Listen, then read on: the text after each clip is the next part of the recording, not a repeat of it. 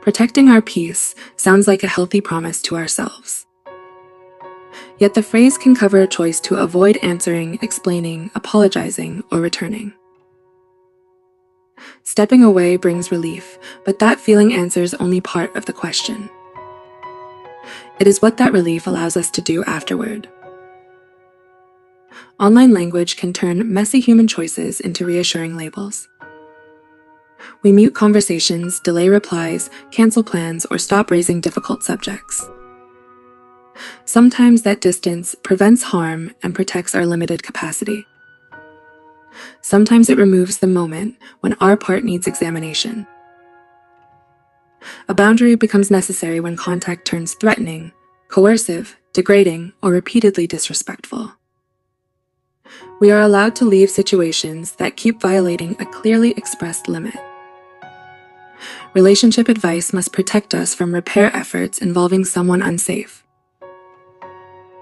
Many tensions in close relationships begin well before that threshold. They begin with missed messages, uncomfortable requests, corrections, or disagreements about responsibility. Those moments can be draining without being dangerous. If every activation signals harm, discomfort becomes evidence against the relationship. Peace can then mean nobody may challenge, disappoint, or misunderstand us. A useful boundary has a specific function, even when the other person dislikes it. We can request time and disrespectful exchanges or state our limits. The boundary governs our participation instead of controlling another person's reaction. Some boundaries end contact, while many create the conditions for a safer return. Avoidance can look almost identical from the outside. We still step away, close the screen, or stop engaging for now. The difference often becomes visible in what happens next. A boundary clarifies the next action, while avoidance postpones it. Experiential avoidance describes attempts to escape unwanted thoughts, feelings, memories, or sensations. The construct concerns the function beneath the calm appearance. It is a research concept, not a diagnosis for one difficult evening. An empirical review linked experiential avoidance with maladaptive behavior across several mental health areas.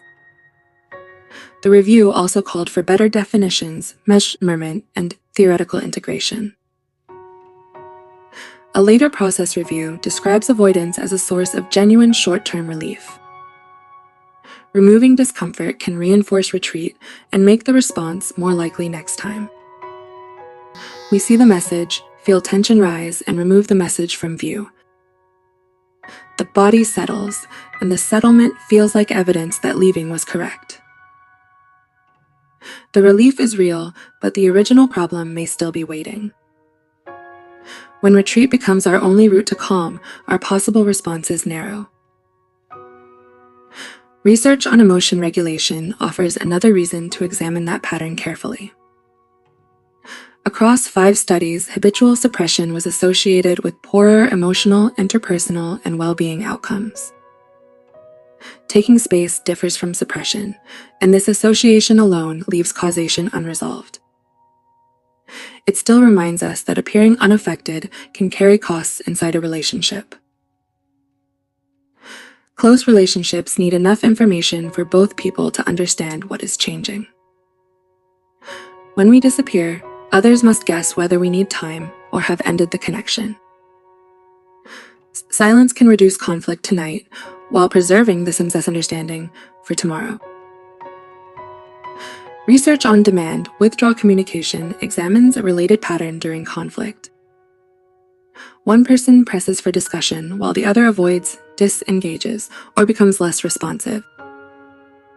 A meta-analysis found meaningful associations between this pattern and several relationship outcomes. Every act of withdrawal still serves a different function. Communication patterns can operate differently under chronic economic and environmental stress. Sometimes stepping back lowers arousal enough to make a more productive conversation possible. A restorative pause changes our capacity to return. Avoidance grows concerning when a pause lacks a return point and problems resurface. The real distinction is therefore not peace on one side and conflict on the other. It is whether the space serves safety, clarity, and repair, or only extends an escape. This is where the familiar phrase reveals its contradiction. The calm we feel after leaving can be completely genuine. It can also come from removing accountability, uncertainty, disappointment, or the risk of being mistaken. Immediate calm after an exit offers an incomplete measure of peace. A stronger test is what that calm makes possible next. Useful calm helps us speak clearly, keep promises, accept limits, and hear uncontrollable answers. Avoidant calm requires a smaller world where fewer people can challenge us. A boundary defines our participation, while avoidance can erase it. That distinction is imperfect, so self-reflection works better than a quick label. The first question separates credible harm from ordinary emotional discomfort. Threats, coercion, repeated violations, and abuse justify distance without requiring another attempt at repair. Embarrassment, disagreement, guilt, and fear of disapproval may call for a different kind of protection. The second question is whether we communicated a limit or simply disappeared. A clear boundary names our limit, our response, and what happens next. When communication is safe, silence can transfer our uncertainty directly into someone else's life. The third question is whether the pause includes a time or condition for returning. Even a short message can create a path back without forcing an immediate conversation. A pause without any path back may gradually become a permanent method of postponement. The fourth question asks whether our choice expands or shrinks valued living. After taking space, are we more able to be honest, responsible, connected, and safe? If difficult people become disposable, our peace may require an increasingly small world. The alternative can begin with one limited action rather than a complete emotional solution. We can request time, name a return point, state one boundary, or send a message. The other person may still misunderstand, reject the limit, or refuse repair.